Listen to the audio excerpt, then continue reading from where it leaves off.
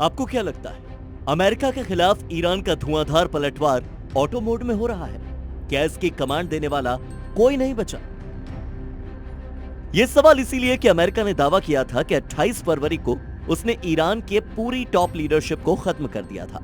इसमें अयातुल्लाह अली खामेनी के बेटे मुज्तबा खामेनी भी शामिल थे। लेकिन अभी की खबर यह है कि मुज्तबा की मौत का ऐलान अमेरिकी इजरायली मीडिया का प्रोपेगेंडा था, एक साइकोलॉजिकल वॉर टैक्टिक। खामेनी के बेटे मुज्तबा मरे नहीं, जिंदा है।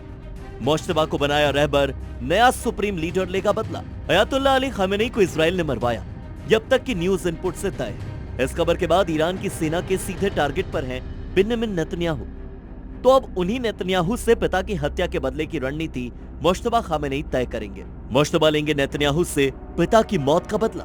हालांकि पिता अयातुल्लाह अली खामेनी के सुप्रीम लीडर रहते मुज्तबा सार्वजनिक जीवन में कम ही दिखे। उन्होंने ईरान का कोई सरकारी ओहदा भी नहीं संभाला, लेकिन कहा जाता है कि वो अपने पिता के भरोसेमंद सलाहकार थे। पर्दे के पीछे रहकर कई बड़े फैसलों में अपनी महती भूमिका निभाते थे। ईरान की सेना और अर्धसैनिक बलों के साथ उनके अच्छे संबंध बताए जाते हैं। ईरान और इराक के युद्ध के आखिरी दौर में भी उन्होंने रिवॉल्यूशनरी गार्ड्स में अपना काम किया था। अब उसी रिवॉल्यूशनरी गार्ड ने जोर देकर मुज्तबा खामेनी को ईरान का रहबर यानी कि सुप्रीम लीडर चुन लिया है। सूत्रों के मुताबिक मुज्तबा खामेनी का चुनाव 88 सदस्यीय सुप्रीम एम्बेसी में हुआ। इसमें IRGC ईरान की रिवॉल्यूशनरी गार्ड के कमांडर ने नाम का प्रस्ताव दिया। IRGC ईरान का सबसे ताकतवर सैनिक और रणनीतिक संगठन माना जाता है।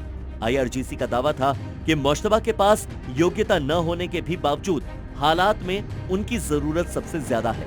मुज्तबा खामेनी के चुनाव के बाद सेना और लोगों का मनोबल बढ़ेगा, जो जंग में जरूरी है।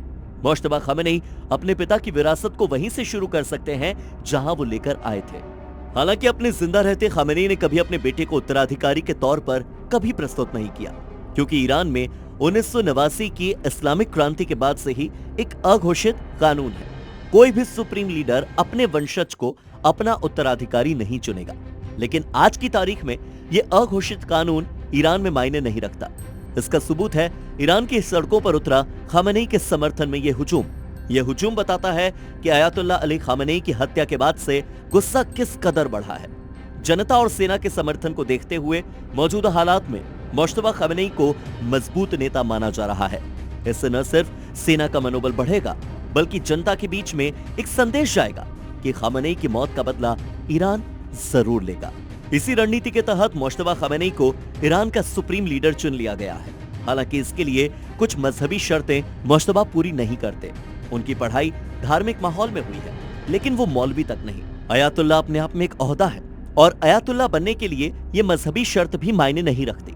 ईरान की सेना का सबसे बड़ा प्रण है अपने सुप्रीम लीडर की मौत का बदला लेना, और इस रणनीति की जिम्मेदारी अब 56 साल के मुज्तबा खामेनी पर है। ब्यूरो रिपोर्ट, जी मीडिया।